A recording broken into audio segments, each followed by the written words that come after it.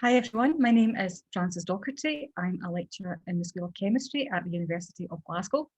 I'm joined today by my colleague Beth Paschke, and we're going to tell you about our final year project this year that we co-supervised, looking at how we can use NUMBAS for online chemistry lab reports. So a few years ago, all our labs were very traditional. Students wrote up the labs in their notebooks and they were marked by hand. But in the last 3 or 4 years, we have started to introduce smart worksheets for pre-labs and for post-labs. So you can see that for our first year chemists, semester 1 has online pre-labs and post-labs, and semester 2 is the traditional paper-based system.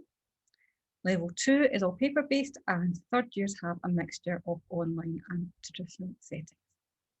So this was the picture before COVID, but in the last year, everything has had to go online.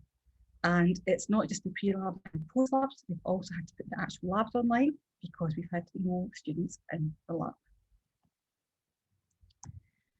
So last January in 2020, Beth and I, one of our last trips out before lockdown, we went to Edinburgh to a NUMBAS workshop, which Christian ran. And we were interested in looking at how we could use NUMBAS for online lab reports. So this year we offered a final year project on this. And all the labs that were run for the students were done using Learning Science, so they were commercially created. But we wanted to see how we could use NUMBAS to create an in-house lab report and compare it to the Learning Science offerings. So we tasked our final year student with creating an online lab report for our first year experiment, the thermic reaction.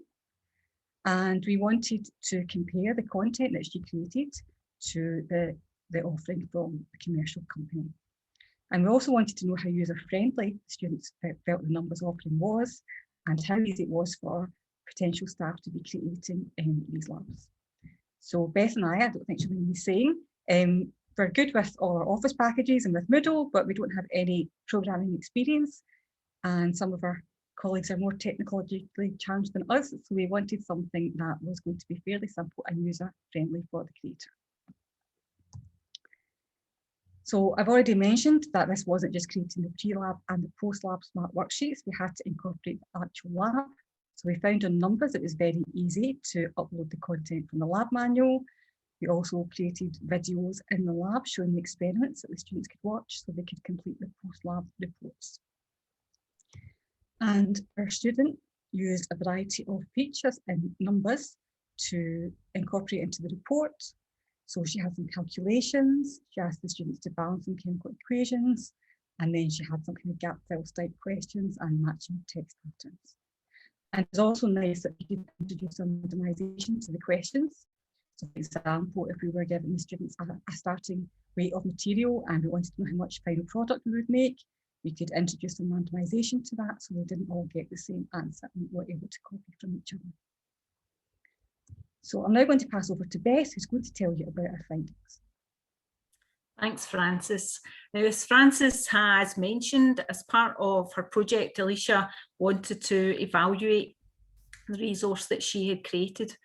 And now, due to time constraints, she was only able to collect feedback from 14 respondents.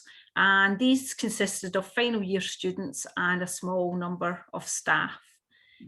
The advantage, however, of other final year students providing feedback was that they had exposure during their degree, as Frances has already mentioned, to traditional paper-based lab reports in addition to the online commercial and the NUMBAS formats. Now, as you can see from the responses on this slide, the NUMBAS resource scored favourably.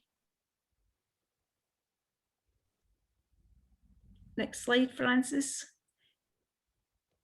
Alicia also asked the respondents to comment on what aspects they preferred about the commercial package. And the main observations related to the more consistent marking via the commercial system, as well as their preference for the appearance of the commercial products interface.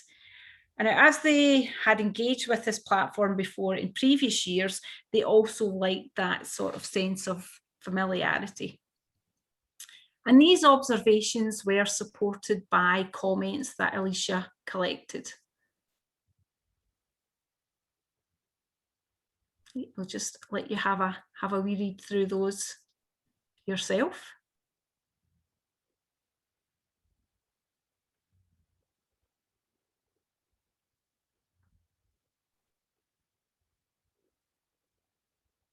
Thanks, Frances. So despite these comments and the small number of respondents, we feel that the future use of NUMBAS for us is positive moving forwards. For example, only 3 out of 14 of the respondents actually seemed to prefer the commercial package. There were some negative comments, as you've seen, for example, in relation to the adaptive marking. However, we feel that these are not issues directly associated with the NUMBAS software itself, but rather to our lack of experience of applying the NUMBAS software. So, for example, we didn't use the adaptive marking function, and we need to train ourselves to ask more direct questions that are less ambiguous for the student to answer. Thank you. Thank you for listening.